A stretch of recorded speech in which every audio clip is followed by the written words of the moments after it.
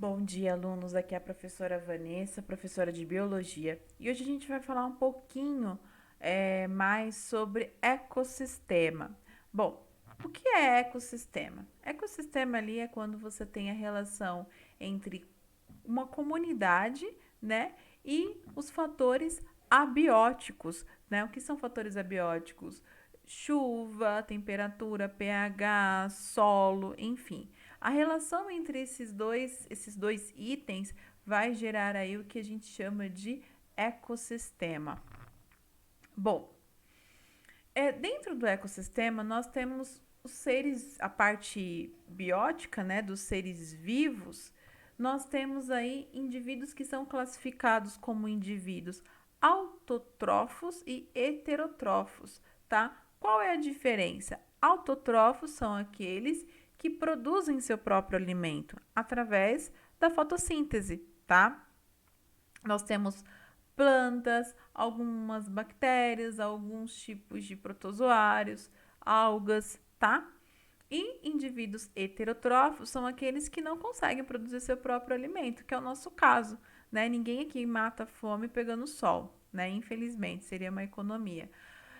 Dentro dos indivíduos heterotrófos, nós temos aí algumas classificações, né? Indivíduo carnívoro é aquele que come carne, o herbívoro que come planta, o onívoro. Aí vem um aluno falando que come ovo. Não, né? É aquele que come tanto planta como os animais. Então, se você que está assistindo aí come alface e um bife, você é onívoro, tá? Come tanto alimento de origem animal quanto de origem vegetal. E nós temos também, eu acabei esquecendo de colocar aqui, os decompositores, tá? Que são as bactérias e os fungos que vai aparecer aqui, né, na nossa cadeia alimentar. Então, dentro do ecossistema, aí já falando um pouquinho do ecossistema terrestre, nós temos aqui a classificação dos indivíduos, né, com a sua relação alimentar. Então, o produtor, aquele que produz seu próprio alimento, ele é a base de uma cadeia alimentar, né? Quem come um produtor, primeiramente, ele é classificado como um herbívoro. Porém, dentro de uma cadeia alimentar, ele é considerado consumidor primário, porque ele come um produtor.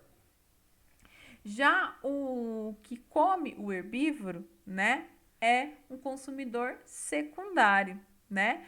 Quem come o consumidor secundário é o consumidor terciário. Quem come o consumidor terciário é o consumidor quaternário. E quem vai fazer a decomposição de todos esses indivíduos? A planta vai morrer, quem vai fazer a decomposição? O consumidor primário vai morrer, quem vai fazer a decomposição? São os decompositores, tá? E os principais são as bactérias e os fungos, né? Qual é o papel fundamental dos decompositores dentro de um ecossistema?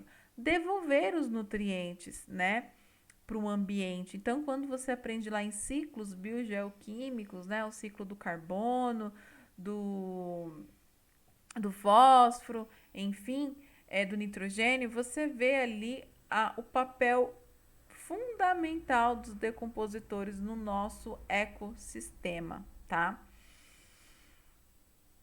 Uma coisa importante também mostrar para vocês é que essa seta está mostrando o fluxo de energia. Então, o grilo come a planta, ela transfere energia, a planta passa energia para o grilo passa energia para o sapo para a cobra e a cobra para o gavião, tá?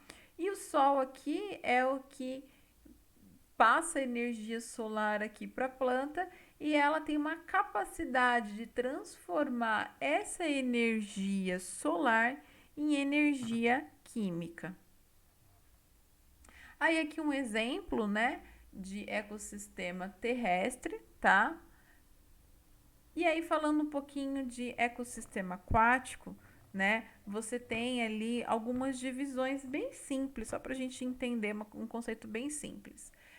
Nós temos aqui os seres, né, do ecossistema aquático é dividido em três níveis: o plâncton, o nécton e os bentos, tá? Qual que é a diferença entre eles?